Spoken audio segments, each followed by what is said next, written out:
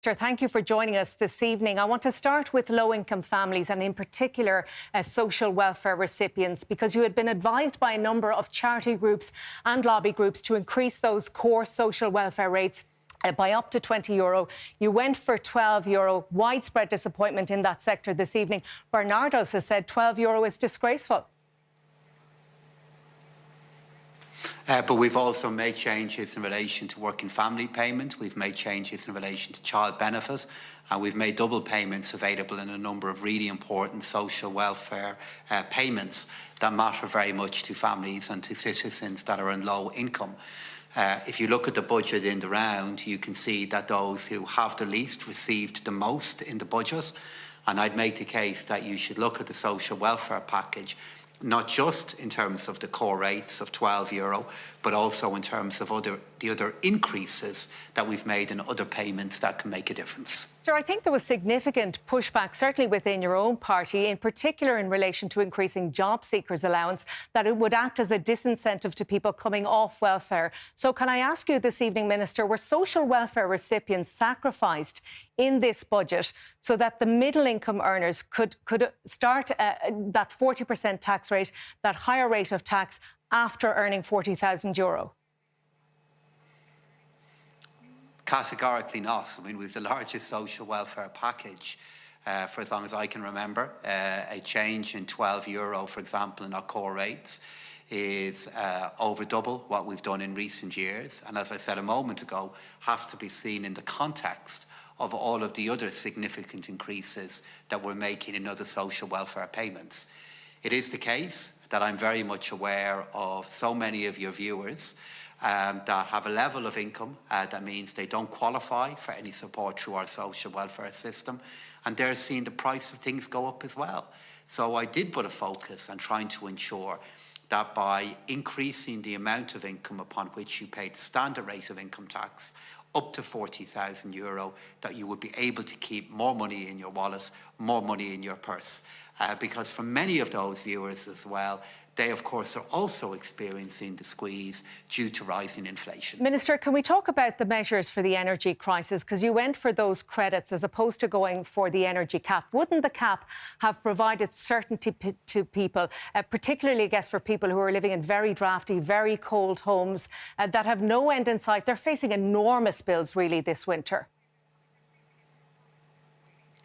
But what is certainty if it finds out you can't afford that certainty?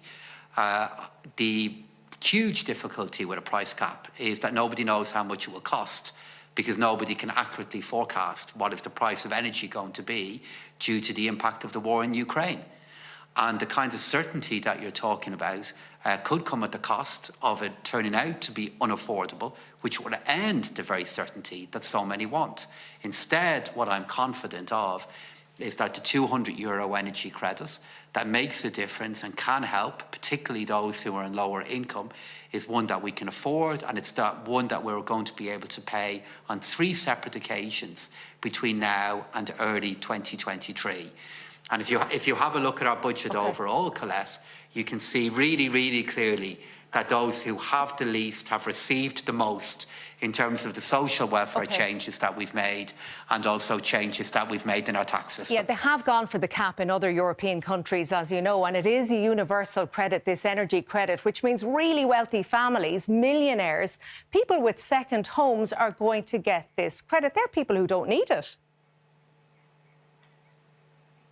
But that means, in turn, that the €200 also means an awful lot more to those who have less income. And if you look at the budget here on the round, what we have done is, yes, bring in the €200, because bear in mind, to go back to your earlier question, you've lots of your viewers who don't receive social welfare support or benefits, but still do need help, and they're going to get the €200.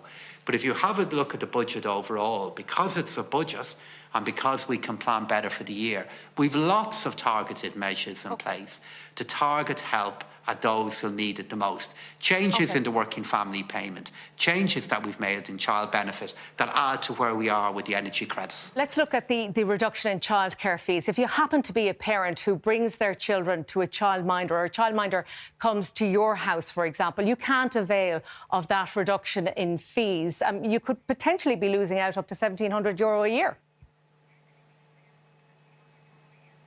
But the reason for that is within the childcare sector, I have to be certain that the money that we're making available goes into providers who are regulated and who are registered with the Revenue Commissioner.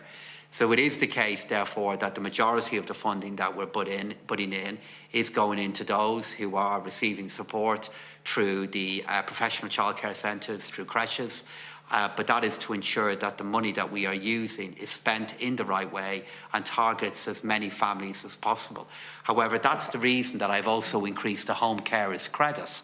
And while the change in the home carers credit I accept isn't as big as the changes that we've made in the cost of childcare through our National Childcare Scheme, it is still, I hope, a positive change. But to get back to the childcare fees, in many cases, aside from child benefit, the people who are bringing their children to childminders, they're the people who don't qualify for any supports at all. But I want to move on, Minister. I want to talk to you about hospitality, because you decided against extending the 9% VAT rate for hospitality. We're hearing from that sector this evening that they're going to have to pass on that increase to customers. That'll drive customers away. In many cases, they'll have to shut their doors. They won't be able to survive.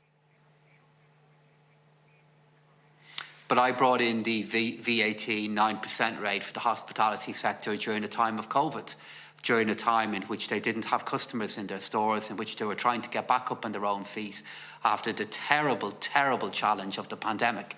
We're now in a completely different place. We have an economy-wide energy shock that we have to be able to respond back to as a country and nationwide. And I've also launched the Temporary Business Energy Support Scheme, a measure worth €1.2 billion over 6 months, a huge intervention in the economy of Ireland. And the reason why I've brought that measure forward is to try to help with the fresh and new challenge that we have of rising prices. I always made clear the extension of the 9% VAT rate was a temporary extension. And just as I have to extend some energy tax reductions, I have to withdraw back now the measures that I brought in during the time of COVID. And can I ask you, Minister, because you have spoken about it before, were the allegations of price gouging, were they at the back of your mind when you decided not to extend that VAT rate?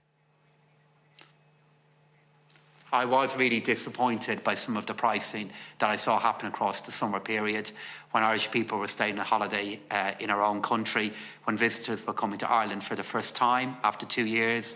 I do think that was a real pity, what happened in a small part of our hospitality sector, but that's not the reason I made this change. The reason I made this change is I, due to the support of the Irish people, were able to afford to pay for the supports during the time of COVID. That was a measure we brought in to deal with the effect of COVID on the hospitality sector. We now have lots of other and different challenges that I have to respond back to. OK, let's talk about housing for a moment, Minister. €500 credit for renters this year and next year doesn't even come close to a month's rent in many cases. But you have to see that change in the rent credit in the context of all of the other changes that we've made in personal taxation and all of the other new forms of support that we are bringing in.